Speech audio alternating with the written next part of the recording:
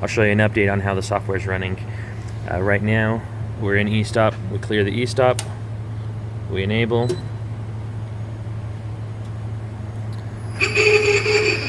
The saw automatically turns on without any input. So we got to change that, but that should be relatively easy. So if we go over here to auto, we press enable auto, it moves, but then the saw never goes down. So if I go back up, disable auto, the chucks open to where they were before, but the saw remains on. I can e-stop it. The saw shuts off because I'm actually killing power to a contactor.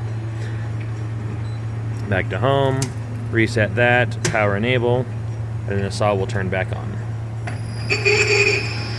So we gotta take care of that. But when we're in auto mode, the clamps seem to work. We need to add delays between when the clamps close and when they move, but that's in the flowchart that I had modified.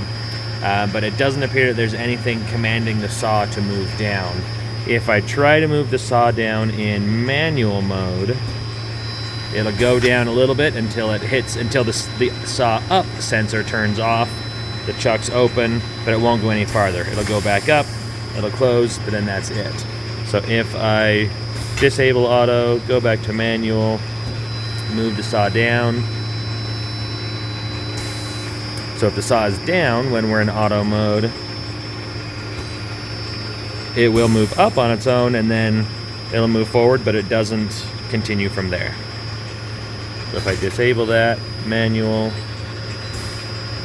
so we're open, move that forward. Let's go ahead and make that opposite. So rear is closed, front is open, go to auto mode, enable it. And that does exactly what it's supposed to. We just need a small delay between when that opens and when that moves. But the biggest thing is the saw just stays on all the time no matter what I do.